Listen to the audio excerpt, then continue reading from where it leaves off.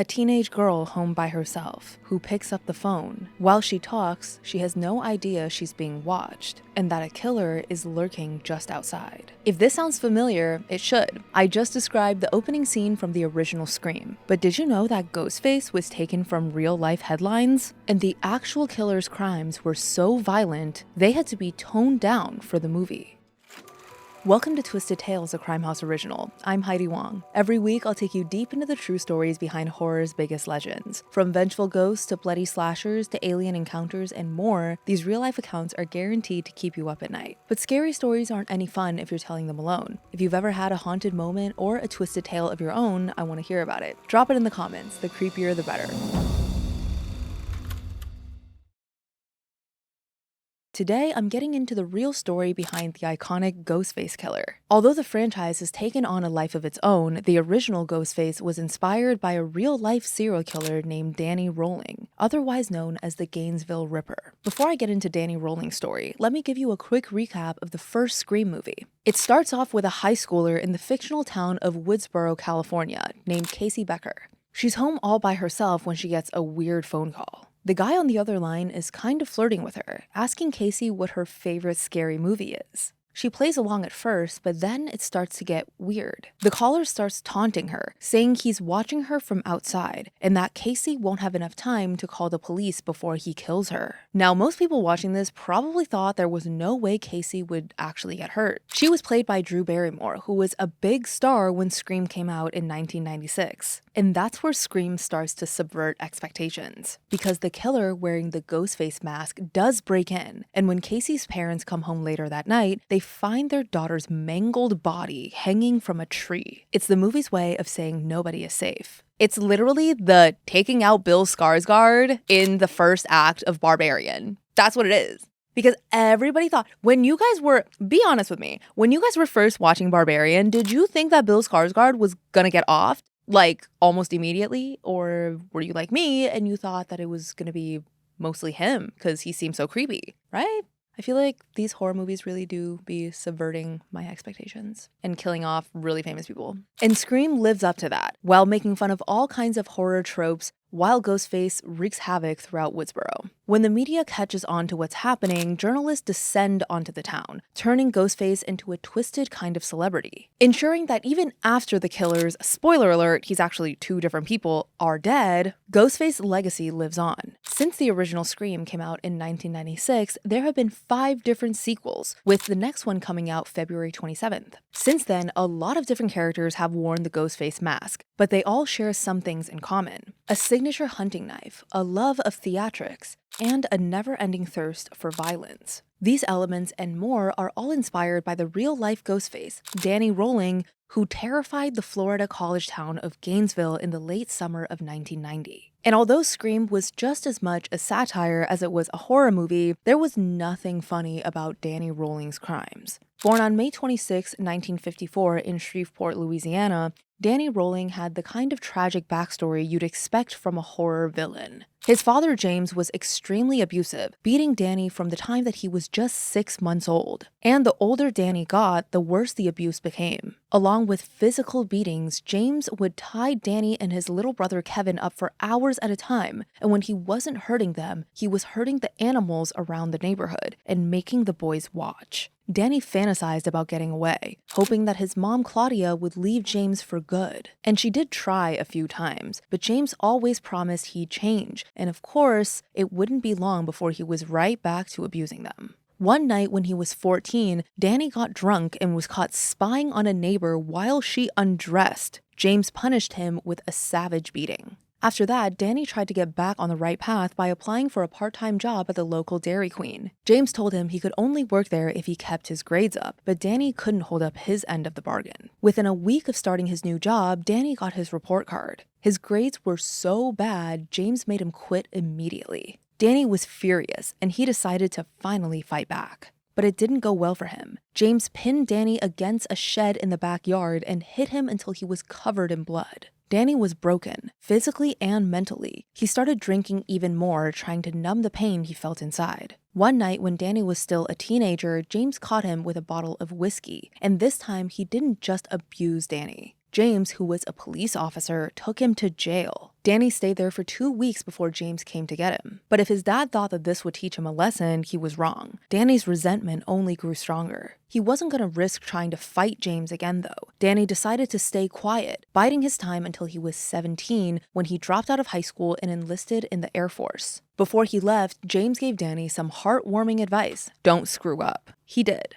Joining the military didn't help Danny overcome his demons. He was consumed by feelings of emptiness, and to fill the void, he turned to drugs. Along with his rampant drinking, Danny started abusing LSD. Not the sort of thing that you can hide from your commanding officer. After just 2 years, Danny was discharged and sent home. Try as he might, Danny just couldn't get his life together. He knew he had to change, but he couldn't, so he kept drinking. Then one day when Danny was 19, he was getting drunk on a park bench when some people passed by him on their way to church. They took pity on Danny and encouraged him to come with them. In that moment, something shifted in Danny. This felt like a sign that he didn't know that he was looking for. He went to a service, and everything changed. Danny dove headfirst into religion. He stopped abusing alcohol and drugs, joined the choir, and picked up elderly members in the church van. For the first time ever, he was surrounded by people who cared about him. One of those people was 19-year-old Omather Halco. She thought Danny was a sweet, caring guy. They started dating, and less than a year later, in 1974, Omather got pregnant. The two of them got married shortly after, and Danny seemed ready to be the father that James never was. He got a good job with the water department and seemed to be a loving parent to their daughter Kylie.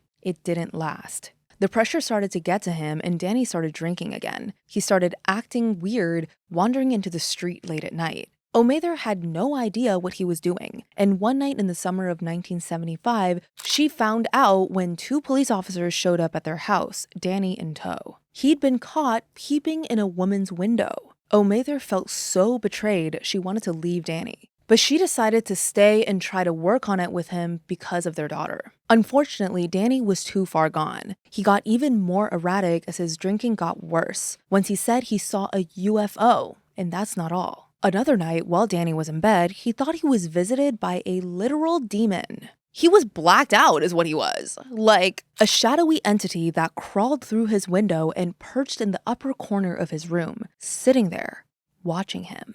Although it eventually disappeared, the demon's presence never left. He could feel it with him, always lurking, and it drove him to madness. By 1977, things had gotten so bad that Omather finally called it off. She ended their marriage after less than 3 years, taking Kylie with her. And as you would imagine, Danny did not take it well. They never do. They never do when you do the right thing and leave them. This is what always happens. He blamed the world for his problems, especially after he lost a part of his finger while working a new job at a bakery. So he decided to get a little payback. You know what Danny could never do is take responsibility for his actions.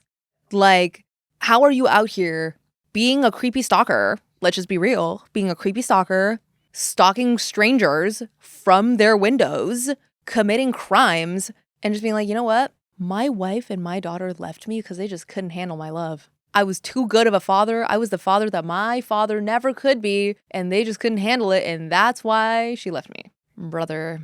And then he became a criminal because that is what's going to fix the problem of divorce, is obviously become a criminal. Crazy.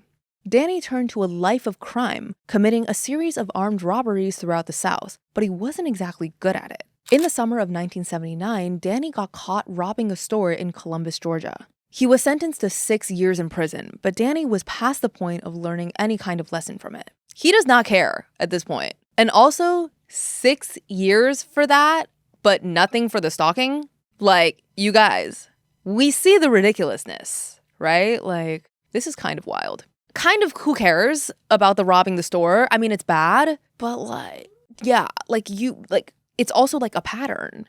You know what I mean? It wasn't just like he was walking past an open window and she happened to be changing and he got caught and it's all a big misunderstanding. It's like you did that and you got caught twice. You know what I mean? So it's like clearly like this is like a hobby type of situation. Oh my God. And exactly.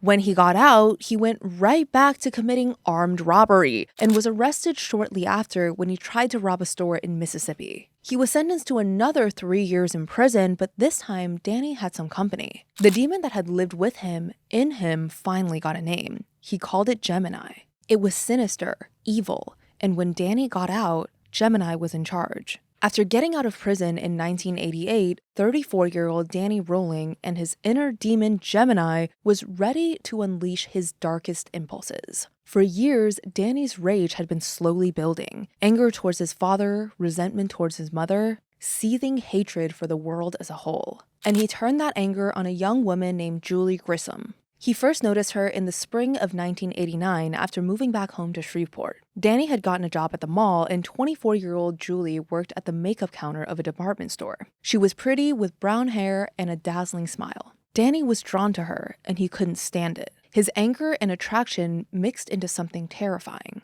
And on November 4th, 1989, when Danny lost yet another job, it exploded. Oh my god, this is like my worst nightmare. That night, Danny followed Julie home from work. He watched her go inside, then went in after her. To Danny's surprise, she wasn't there alone. Julie's dad, Tom, was there, along with her 8-year-old nephew, Sean. Before either of them could react, Danny pulled out a knife and stabbed both of them to death. Then he went upstairs to Julie's bedroom. It's not clear if she didn't hear what happened downstairs or if she wasn't able to get to the phone. Either way, Julie wasn't able to call the police before Danny attacked. He bound her wrists with duct tape, then sexually assaulted Julie before killing her. After he killed her, Danny spent hours cleaning all the bodies with vinegar to destroy any evidence he'd left behind. When he was done, he posed Julie in a sexually provocative position on the bed for maximum shock value. It took 2 days for her neighbors to realize something was wrong and call 911.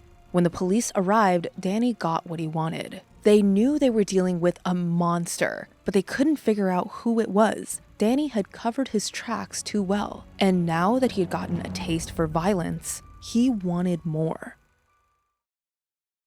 Danny had enough self-control to lay low for a few months, but that feeling of rage was still there, bubbling under the surface. And 6 months after he killed Julie and her family, it boiled over again. In May 1990, Danny went to visit his parents. His relationship with his father, James, hadn't gotten any better. It didn't take much to trigger an argument, and this time was no different. When Danny went over, it was raining. James told him to go out and roll the windows up in James's car, but Danny didn't want to. It was under a covered carport, so he didn't see the point. James didn't care. It was his house, his rules. And he wasn't afraid to enforce them. When Danny still wouldn't do it, James pulled out a gun and fired several warning shots in his son's direction. Danny ran away while James went back inside cursing at him, but Danny didn't go far. He ran to the shed in the backyard where he knew James kept a backup pistol. He grabbed the gun, ran to the back door, and kicked it in. Terrified, his mom, Claudia, screamed and hid into the bathroom, locking herself inside while James and Danny shot at each other. And this time, Danny came out on top. James was shot multiple times and fell to the floor. Adding insult to injury, Danny stood over his father and kicked his limp body before running out of the house. James had been shot in the stomach and his head. He was rushed to the hospital and somehow he survived, although he lost an eye and an ear in the process. The cops went after Danny, but he was nowhere to be found. By the time they started looking for him, he was long gone. For the next few months, Danny drifted around the country, one step ahead of the police. At a certain point, he went to stay with a relative in Southern California, and the police caught on to him. But by the time the officers arrived, he was already on the move. Danny was headed back east. He was trying to get to the Florida Keys where he'd catch a boat to Jamaica. Along the way, he stole cars and robbed convenience stores. But in late July 1990, his money ran out in the city of Gainesville, about 500 miles north of Key West. But before he could move on, Gemini took control. Danny camped out in the woods for a few weeks, biding his time until August 23, 1990. The University of Florida was in Gainesville, and Danny was just a few hundred yards from some off-campus apartments. Students were starting to move in for the new school year. From Danny's vantage point, none of the students could see him, but he could see them. And that day, 2 of them caught his eye. 18-year-old Sonia Larson and 17-year-old Christina Powell had just met, and they were matched as roommates. On August 23rd, they both arrived at their new apartment, excited to start life as Florida Gators. But they would never make it to their first day of class. Around 3 a.m. on the morning of the 24th, Danny lingered outside their window, peering in. He approached the back door and pried it open with a screwdriver. When he got inside, Danny found Christina asleep on the couch. For a moment, he stood there, watching her. He debated what to do. Not if he should hurt Christina, but which roommate he wanted to go after first. For the moment, he decided to leave Christina alone and go after Sonia. She was in her bedroom upstairs, fast asleep. Danny pulled out a knife, and before Sonia could wake up, he stabbed her to death. When he went downstairs, Christina was still sleeping. Danny tied her up, assaulting and torturing Christina before killing her. Afterward, he robbed the apartment and spent the rest of the morning cleaning up like he did at the Grissom's. When he was done, Danny mutilated Sonia and Christina's bodies even more, then posed them for the police to discover. And unfortunately, he was just getting started. On the morning of August 25th, the day after killing Sonia and Christina, Danny walked into an IHOP, sat down, and ordered breakfast as if it were just any other day. While he ate, he couldn't keep his eyes off another one of the customers, 18-year-old Krista Hoyt. She was beautiful, brunette, and her smile lit up the room. Danny hated her. He waited at the restaurant until Krista was done, then he followed her home. He lurked outside, watching her all day until she went out for the night. When she was gone, Danny broke into her apartment. He crouched behind her bedroom door for hours, listening for the sound of her coming home. You guys, this is literally my worst nightmare. This is one of the scariest things I can possibly imagine. Around 11 p.m., Krista walked in after a night out with her friends. Danny jumped on her before she realized what was happening. Krista tried to fight back, but Danny was too strong. He overpowered Krista, assaulting her before stabbing her to death in another violent frenzy. And again, that wasn't enough for him. Danny used his knife to decapitate Krista and then put her head on a bookshelf. He placed it across from a mirror so it would be the first thing anyone saw when they walked in. By the time he was done, it was the morning of August 26. Meanwhile, the parents of Danny's last victim, Christina Powell, were getting worried. They were supposed to help her move into her new apartment, but she wasn't answering her phone. They decided to head over to make sure she was okay, but the front door was locked, and Christina wasn't answering them. Her parents called the police, who forced the door open, revealing a gruesome, tragic scene. Once Christina and Sonia's bodies were discovered, the news of their death sent a shockwave through the city. College students throughout Gainesville locked their doors, changed their routines, and stopped going out by themselves. One of those students was 23-year-old Tracy Powles. Her apartment was only about a mile or so from Christina and Sonia's, and Tracy was terrified of what happened to them. She didn't know that police had also found Krista's body later that day. But things were scary enough without that knowledge. Shortly after midnight on August 27th, Tracy called a friend and then her sister to talk about how scared she was. They tried to help her calm down and feel better, trying to distract Tracy from her fears. The whole time, she had no idea Danny was watching Tracy from outside her window. She stayed up until 2:45 or so, when her roommate Manny Taboda got home from work. Manny was a big guy, a former football player. Danny knew that he wouldn't stand a chance against him, at least not in a fair fight. So Danny kept biding his time until Manny went to sleep. Around 3 a.m., Danny used a screwdriver to crack the apartment's sliding glass door open. Tracy's room was along a hallway, right across from Manny's. Danny went in there first. By then, Manny was already fast asleep. Danny took out his knife and stabbed it into Manny's chest. The second he did that, Manny woke up. He threw Danny off of him and managed to fight back. But Danny had done enough damage to slow him down. He got the upper hand and stabbed Manny 31 times before killing him. The noise from their fight woke Tracy up, and she came out to see what was going on. She walked into Manny's bedroom, right as Danny staggered to his feet. Tracy raced back to her room, but Danny got to her before she could lock it. By the end of the night, the Gainesville Ripper had claimed his 4th and 5th victims over the span of just 4 days. After killing Tracy and Manny, Danny Rolling knew he needed to get out of Gainesville. Thanks to how brutal the murders were, Danny had gotten the attention that he wanted. But that also meant that it was only a matter of time before he got caught. Before he could leave, though, Danny needed money. So he decided to rob a bank. What's he gonna do, get a job? He tried that already, and it didn't work, so he put on a brown ski mask, grabbed his gun, and held up a bank just half a mile from Krista Hoyt's apartment. The teller did as Danny asked and filled a duffel bag with cash. Danny had no idea that she also slipped in a dye pack that was rigged to explode all over the money. After Danny ran off with the bag, the teller called the police. They managed to track him to his campsite in the woods, and although Danny managed to escape, he had to leave most of his things behind, including the bag of dyed money, his gun, and the screwdriver he'd used to break into his victims' apartments. But the crazy thing is, the officers didn't immediately connect him to the murders. At this point in time, there hadn't been many serial killers who were also bank robbers. So the authorities didn't think the crimes were connected.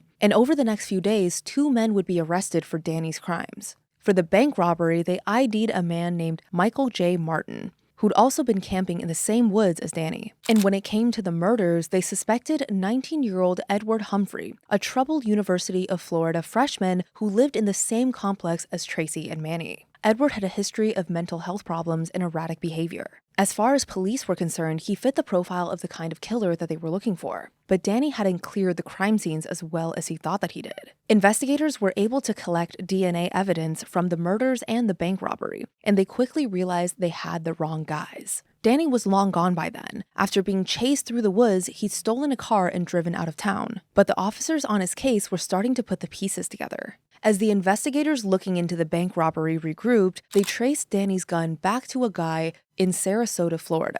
When they talked to him, he said that he sold the gun to someone else. He didn't know the buyer's real name, but he remembered something very distinctive about him. He was missing part of his left ring finger, the same finger Danny had injured back when he was working at a bakery in Shreveport. When one of the investigators on the case shared the detail about the missing finger information in a meeting, an officer with the Florida Department of Law Enforcement stood up from his seat. He was also investigating the Gainesville murders, and the killer had left something behind at Sonia Larson and Christina Powell's apartment, a paper towel he had used to wipe himself off after killing them. And the handprint on it showed that he was missing his left ring finger. So now the investigators realized that the Gainesville Ripper and the bank robber had to be the same person. The only question was, who was he? The task force searching for the killer included FBI agents, which meant that they had access to national databases. So they started looking for murders like the ones in Gainesville. And by November of 1990, one case caught their attention: the 1989 murder of Julie, Tom, and Sean Grissom in Shreveport, Louisiana.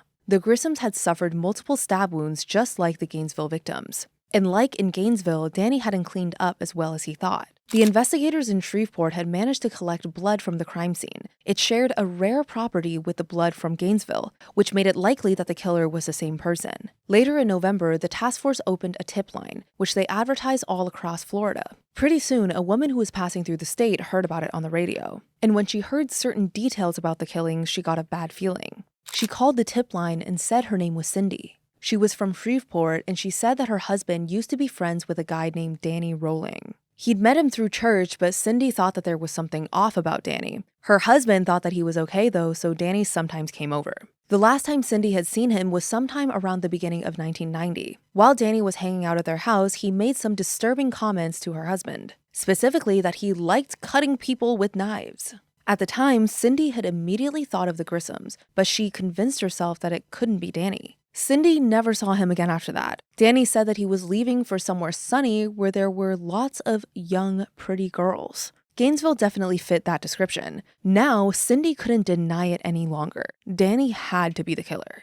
When the authorities heard her story, they agreed. And as it turns out, Danny was already in custody. About a week after the Gainesville murders, Danny tried to rob a grocery store, but he hadn't gotten any better at it over the years. He didn't notice one of the employees calling 911, and by the time Danny made it back to his car with the money, police were already pulling into the parking lot. Danny tried to drive away, but there was no getting away. There were multiple squad cars on his tail, and other officers laid down spike strips ahead of him. When Danny hit them, his car crashed. Even then, he wasn't giving up. Danny wasn't badly hurt in the wreck, and he sprinted into a nearby loan office. But there was nowhere left for him to go. Danny was surrounded and arrested. Afterward, he confessed to a couple other robberies in Florida, although he didn't say anything about any of his crimes in Gainesville. But once Cindy called in with her tip in November, the authorities finally realized that he was the killer. It took a while to get everything ready, and in the fall of 1991, members of the task force went to see Danny in jail. They didn't ask him about the murders right away, though. Instead, they told him that they were looking into a series of robberies. They knew Danny wasn't involved with them, and he'd want to clear his name. So they told him he could submit a DNA sample to confirm he hadn't done it. Danny went for it.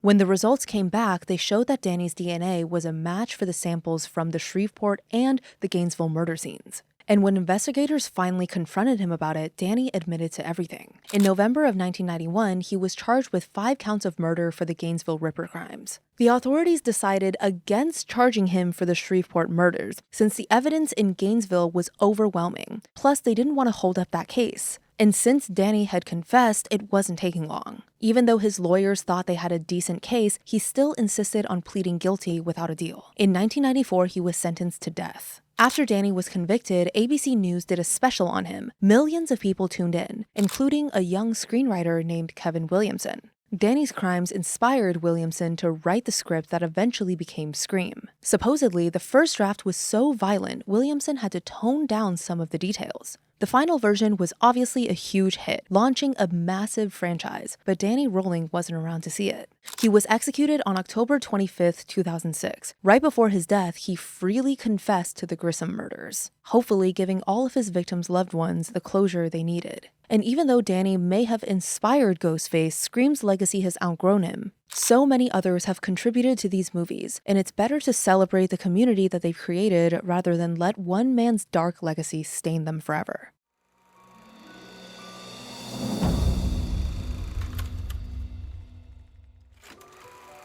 Thanks so much for joining me on this episode of Twisted Tales, a Crime House original. I'd love to hear from you. What did you think about today's stories? Anything you're dying for me to cover? Leave a comment or review wherever you're tuning in. And be sure to follow Twisted Tales so we can keep building this community together. I'll be back next week with another unbelievable true story. Until then, stay curious. And remember, there's no reason to fear the dark, unless you try to hide from it.